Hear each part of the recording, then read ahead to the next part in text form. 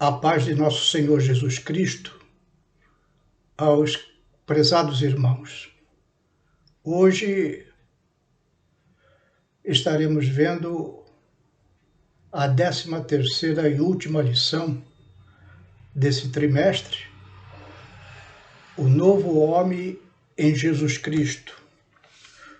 O texto áureo está lá na epístola de Paulo aos Efésios e diz assim: até que todos cheguemos à unidade da fé e ao conhecimento do Filho de Deus, a varão perfeito, à medida da estatura completa de Cristo. Verdade prática.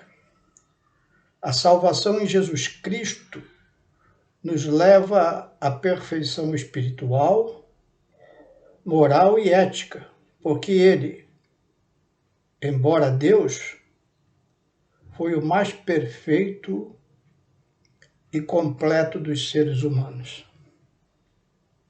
A nossa leitura bíblica em classe está no Evangelho de João, no capítulo 3, nos versos de 1 a 16, que diz assim a palavra de Deus.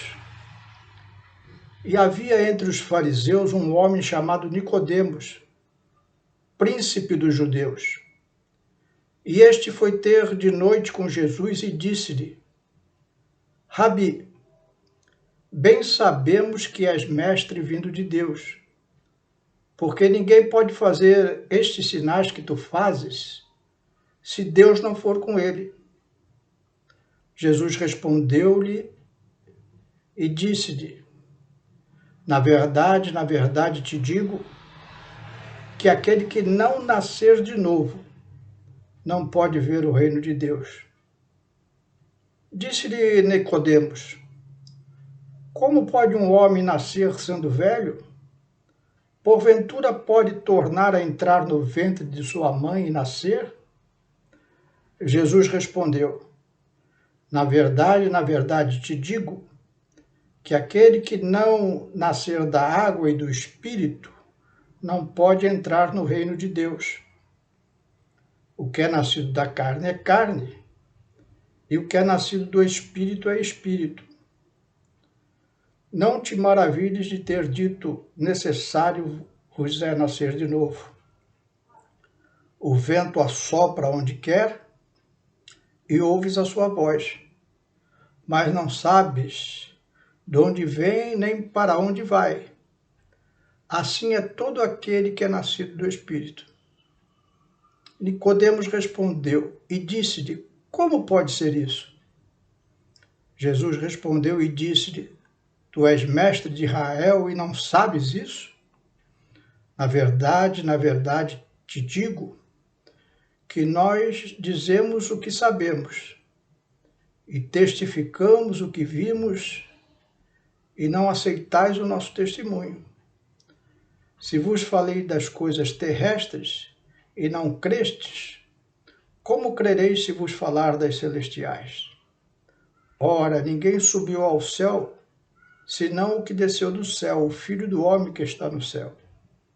E como Moisés levantou a serpente no deserto, assim importa que o Filho do homem seja levantado, para que todo aquele que nele crê não pereça, mas tenha a vida eterna. Porque Deus amou o mundo de tal maneira que deu seu Filho unigênito, para todo aquele que nele crê não pereça, mas tenha a vida eterna. Vamos fazer uma breve oração? Senhor meu Deus, aqui estamos, Senhor, na Tua presença, diante da Tua palavra, Senhor, para a meditação, Senhor, nessa escola bíblica dominical.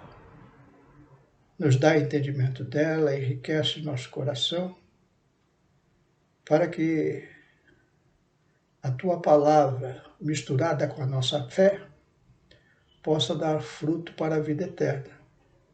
Que nós possamos crescer cada vez mais no conhecimento de nosso Senhor Jesus Cristo. É o que te pedimos em nome de Jesus. Amém. Jesus foi visitado na sua casa à noite por um homem, não um homem qualquer, mas um homem da alta sociedade de Israel, Nicodemos. E esse homem também já era de idade avançada. E ele queria interrogar Jesus, porque ele já tinha visto que Jesus estava operando milagres. E aí esse homem disse a Jesus: olha, ninguém poderia fazer tais sinais se não fosse de Deus. Mestre, me ensina. Era o desejo de Nicodemos. Nicodemos ainda não tinha conhecimento que Jesus era o Deus encarnado.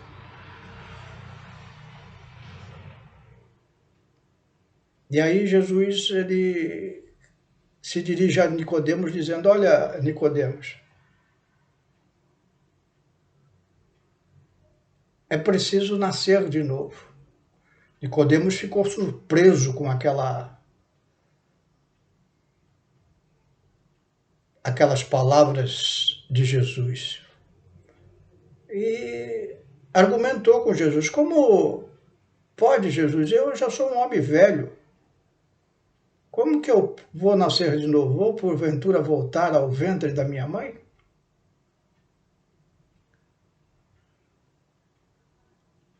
E Jesus ele responde que o homem precisa nascer de novo, não é fisicamente, mas espiritualmente. Que nós precisamos entender que a Bíblia fala que o homem sem Deus ele está morto espiritualmente.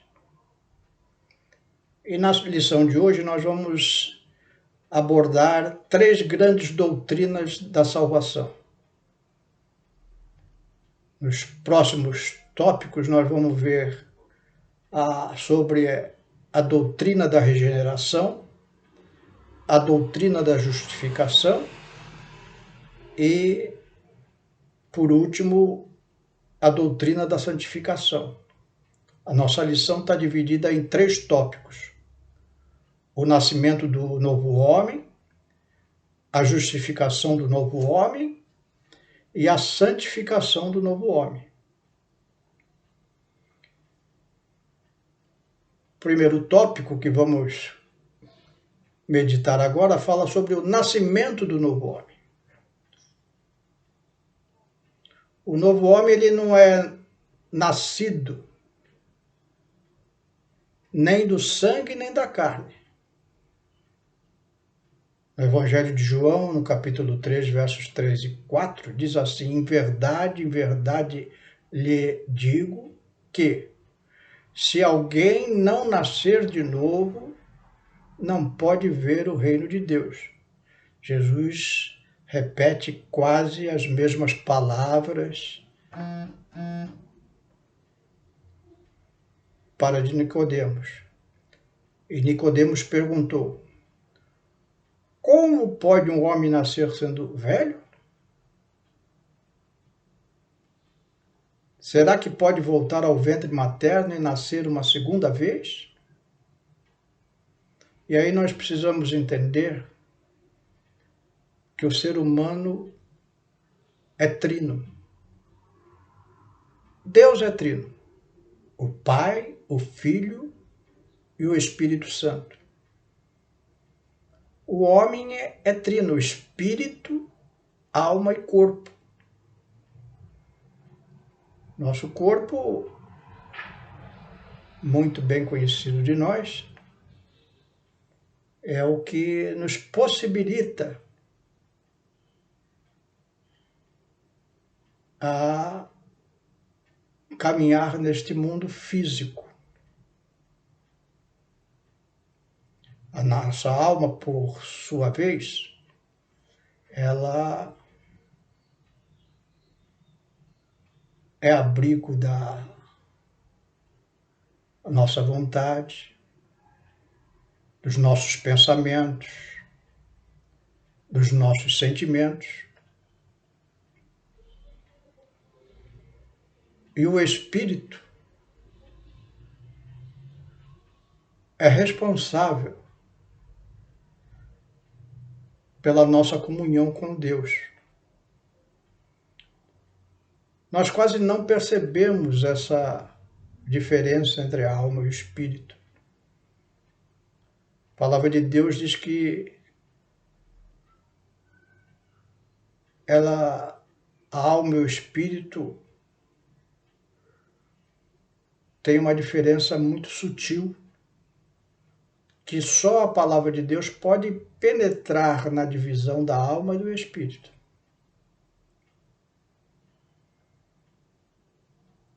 O homem sem Deus está morto. Fisicamente, não. Seu corpo funciona normalmente. A sua alma tem pensamentos, tem sentimentos, emoções, tem vontade própria.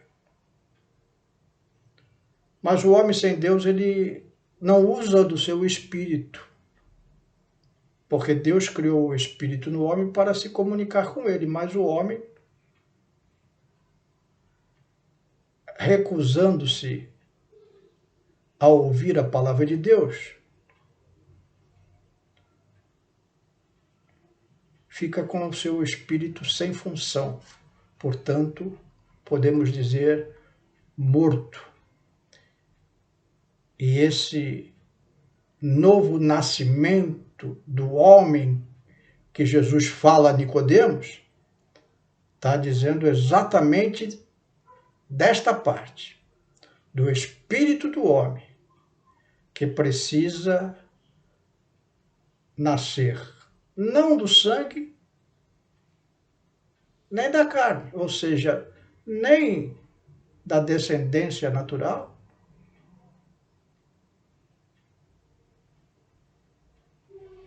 mas sim espiritualmente. O novo homem, ele é nascido de Deus.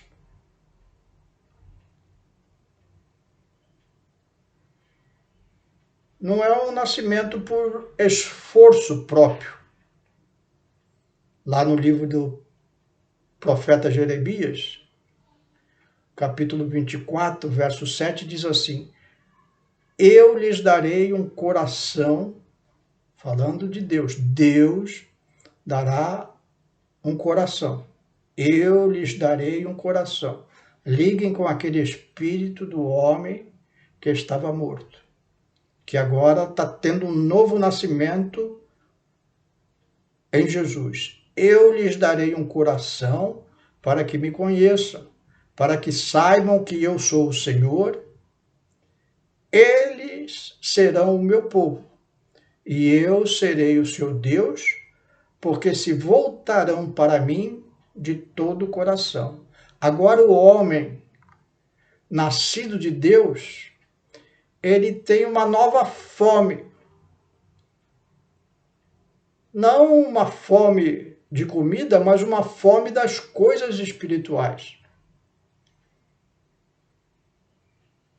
O homem novo nascido em Cristo, ele tem um desejo tremendo de conhecer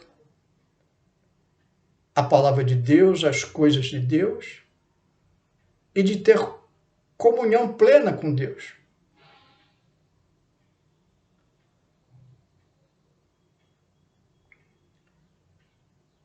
Disse Jesus que esse novo homem é nascido da água. Na expressão nascer da água e do Espírito, que está lá em João 3:5,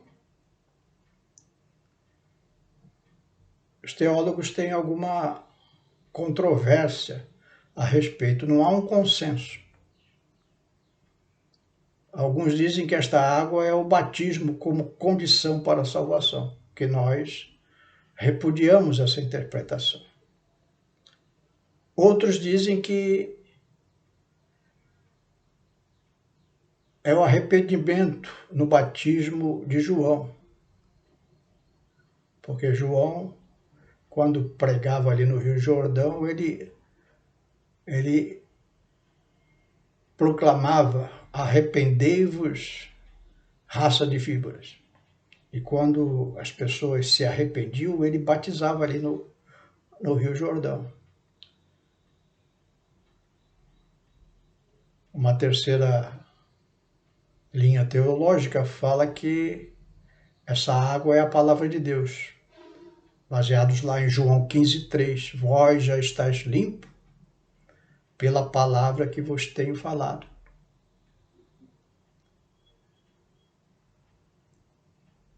Eu concordo mais com uma linha que diz que esse nascer da água e do Espírito forma um conjunto. A água, diversas vezes na Bíblia Sagrada, é símbolo do Espírito Santo. Lá em João 7:38 e 39, Jesus fala de rios de água viva que fluiriam de dentro de nós, relacionando diretamente com o Espírito Santo.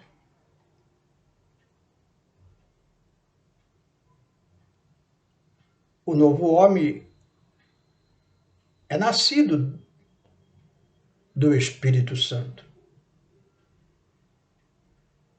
Quando você aceita Jesus como Salvador, através do arrependimento dos seus pecados, aceitando que Jesus morreu na cruz para te salvar, diz a palavra de Deus que o Espírito Santo de Deus vem fazer morada dentro de você e avivar aquele teu espírito que estava morto. O apóstolo Paulo, lá em 1 Coríntios 13:16, ele diz assim: não sabeis vós que sois o templo de Deus e que o Espírito de Deus habita em vós? Falando aos irmãos da igreja.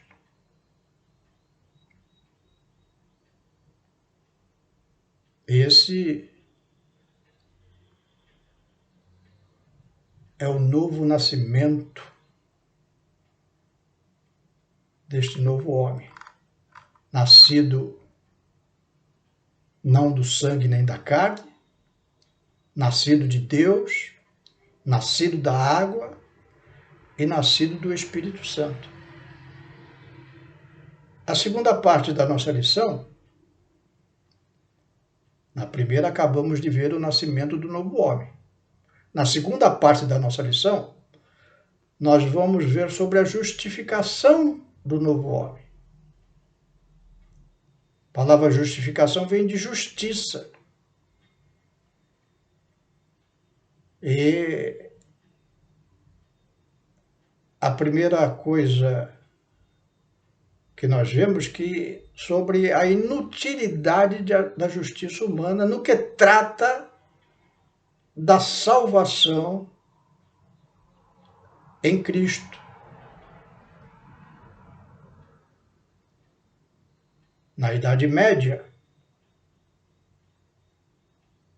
a igreja tinha se perdido. Os homens procuravam se justificar a si mesmos.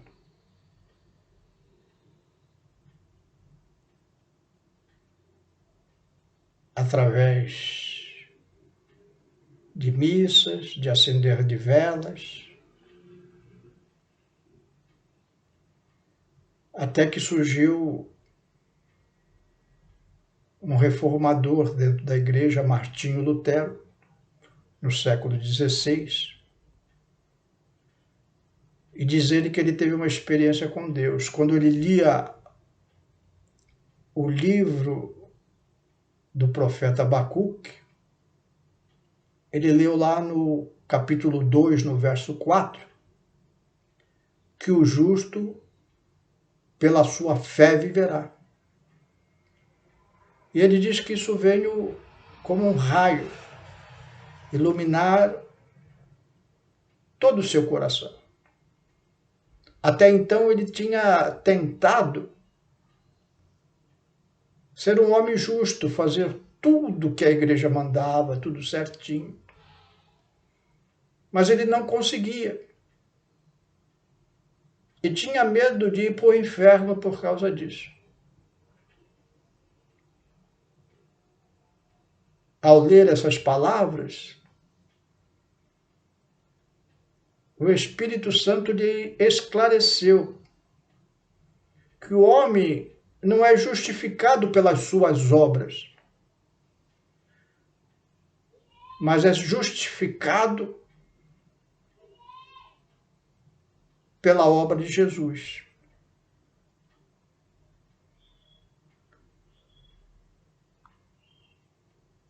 A doutrina da justificação, ela é maravilhosa. Justiça é um ato da graça de Deus, pela qual a justiça de Cristo, assumindo toda a responsabilidade pela nossa culpa, declara justo todo aquele que crê em Jesus. Para nós entendermos perfeitamente, Deus é justo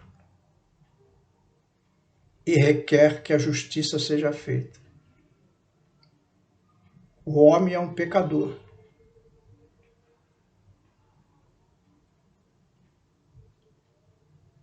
E diz a palavra de Deus que o salário do pecado é a morte.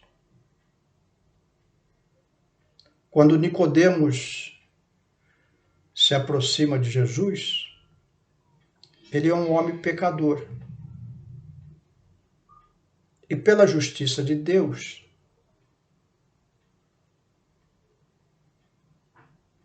ele está condenado à morte.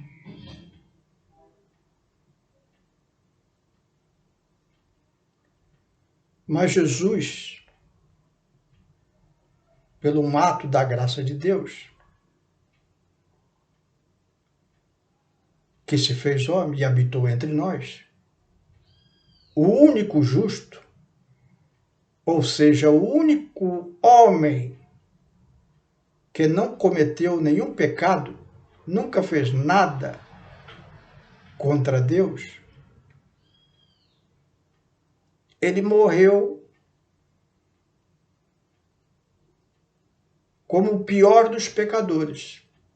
Sua morte na cruz era a mais humilhante morte que havia debaixo da justiça do Império Romano. Só pessoas vis eram levadas à crucificação, porque era uma morte tremendamente dolorosa. E ali que Deus feito homem, justo, sem um pecado sequer, foi e morreu para satisfazer a justiça de Deus. Então Deus justo requereu o sangue de um justo para redimir todos os pecadores.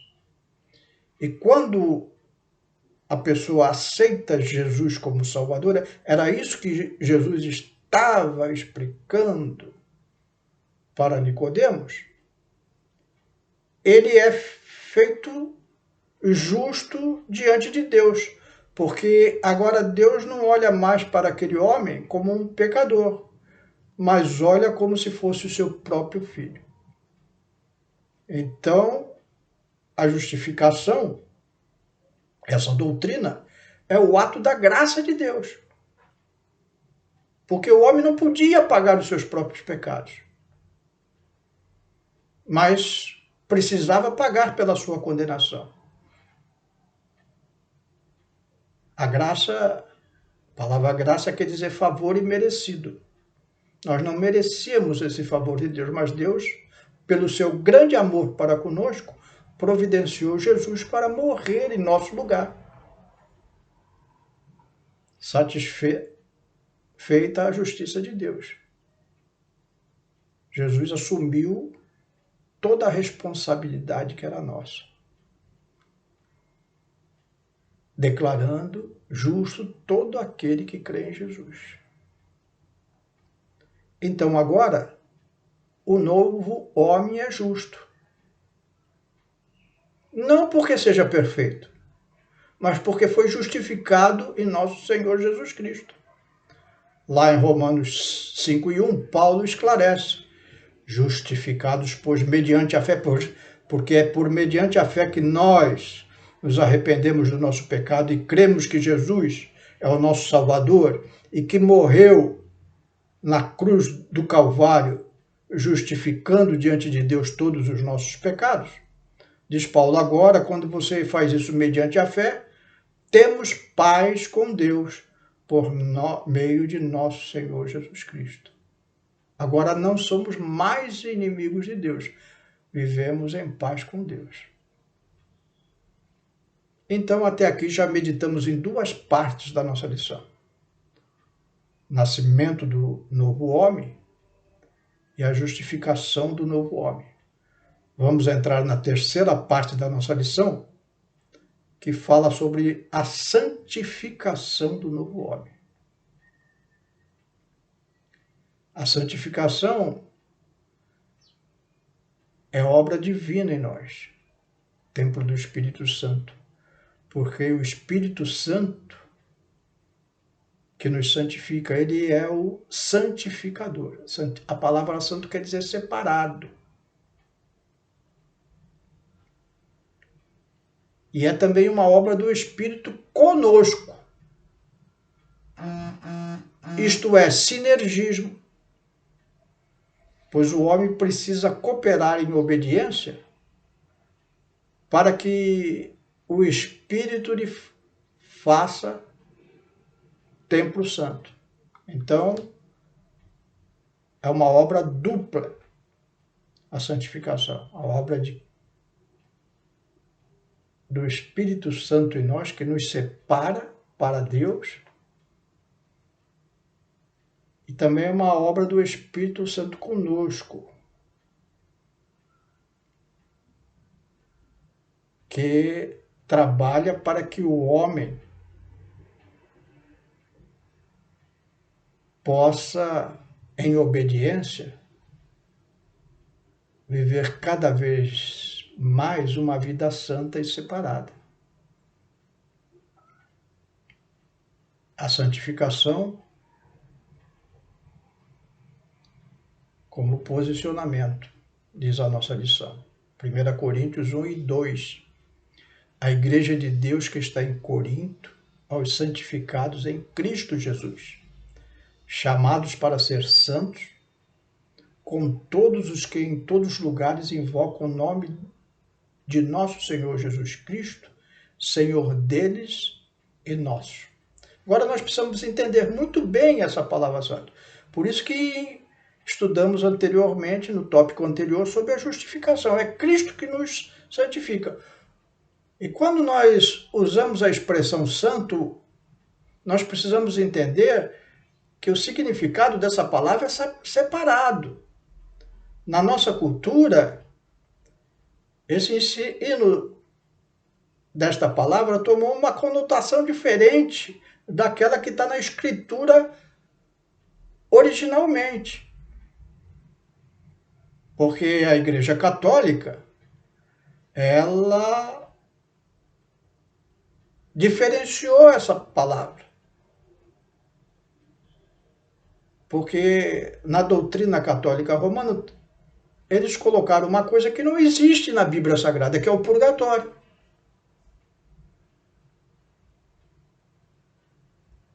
A palavra de Deus fala lá em Hebreus 9, 27. Após a morte segue-se o juízo. O homem morreu, ou ele vai para o céu, ou ele vai para o inferno. Não existe um intermediário. Mas a doutrina católica diz, não existe sim. E o homem vai lá para o purgatório purgar os seus pecados. E aí é por isso que eles fazem missa, que você vai lá orar, rezar pelo seu parente, acender vela, fazer promessa, para tirar o homem do purgatório. Obra de homem para fazer a salvação, contrariando o que diz as Escrituras, que é só por meio do sangue de nosso Senhor Jesus Cristo que nós somos salvos, não é pelas nossas obras. Então, quando você admite a existência do purgatório, você admite que você pode fazer alguma coisa para a sua salvação, e você não pode. A Bíblia fala que não pode. Você só é justificado mediante a fé em nosso Senhor Jesus Cristo. Isso é graça de Deus, como já vimos anteriormente. E aí os católicos explicam, olha, tem o purgatório. Quem é o santo? O santo não é você, você não é santo. Santo é só aqueles homens que foram perfeitos aqui na Terra. Então eles não vão passar pelo purgatório, eles vão direto para o céu. Ou se passarem, passa um pouquinho só de tempo. Doutrina de homens. Não existe isso na Bíblia Sagrada. Então, na Bíblia Sagrada, todo aquele que crê em Jesus é santo, não no sentido que é perfeito. Não existe essa perfeição. Você sabe pela prática. Por mais que você procure ser bom, fazer as coisas certas, você não consegue. Por isso você não pode pagar pelos seus pecados. Por isso Jesus teve que pagar pelos seus pecados em nosso lugar. Então a santificação é uma posição. Quando a pessoa aceita Jesus como Salvador, agora ela é separada para Deus. Ela já não é mais um filho das trevas contra as obras de Deus, mas é um filho da luz. Esse é o posicionamento. Então você muda de posição. Quando você aceita Jesus como Salvador, você muda de uma posição, de um lado para o outro. Isso é separação. Agora, a santificação também é um processo. Porque no sentido progressivo, nós que aceitamos Jesus como Salvador, podemos deixar a antiga maneira de viver e começar a viver de uma forma completamente diferente. E isso é progressivo. Lá no livro de Provérbios, Salomão dizia assim, mas a vereda do justo é como a luz da aurora que vai brilhando mais e mais até ser dia perfeito. Então você vai cada vez mais se separando das coisas que você fazia anteriormente que não agradavam a Deus e agora procura fazer coisas que agradam a Deus. Então essa separação, chamada santificação, é progressiva. E a santificação é a vontade de Deus no novo homem.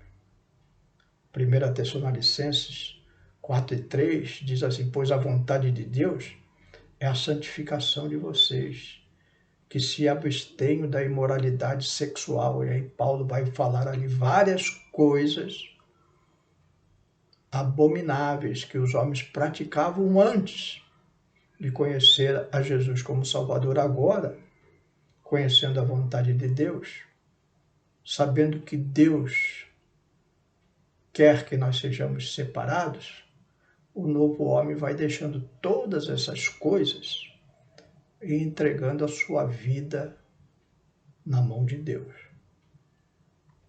Para concluir, meus irmãos, terminamos o nosso trimestre, que foi sobre a origem, a queda e a redenção da humanidade. No próximo trimestre, domingo, que vem, começaremos a estudar sobre a Igreja eleita, redimida pelo sangue de Cristo e selada pelo Espírito Santo da promessa. Vai ser um estudo profundo sobre a carta de Paulo aos Efésios. Vamos orar. Espero que todos que estão ouvindo esta palavra se encontrem bem de saúde. Vivemos um momento tão difícil em toda a sociedade, mas pela fé em Jesus, cremos que Deus é poderoso para nos livrar de todo mal. Eu quero orar pelos meus irmãos que congregam conosco, para que Deus guarde, proteja, abençoe. Quero orar também por você que porventura tenha ouvido esse estudo, participado sobre essa questão do novo nascimento, que pode, neste momento, estar falando ao seu coração. Peça a Deus para ser um desses separados, aceitando Jesus como Salvador no seu coração. Não precisa de uma igreja. Você pode fazer isso na sua casa, dobrando os seus joelhos e clamando a Deus pela sua misericórdia. Vamos orar. Senhor meu Deus, te damos graças, Senhor, por este momento que tu nos deste, Senhor, na meditação da tua palavra. Abençoa a tua igreja, Senhor, teus servos, para que não percam a comunhão em ti. Acrescenta a nossa fé, Senhor, para lutarmos, Senhor, em oração, em clamor, para que, através do teu poder, da tua graça, tu afaste da casa dos teus servos esta peste perniciosa que tem pairado sobre toda a terra. Abençoa meus queridos irmãos, da saúde, vida longa. Cuida, Senhor, daquele que está ouvindo a tua palavra, que possa ser tocado no seu espírito para aceitar Jesus como Salvador. Abençoa essa vida, Senhor. É o que te pedimos em nome de Jesus. Amém.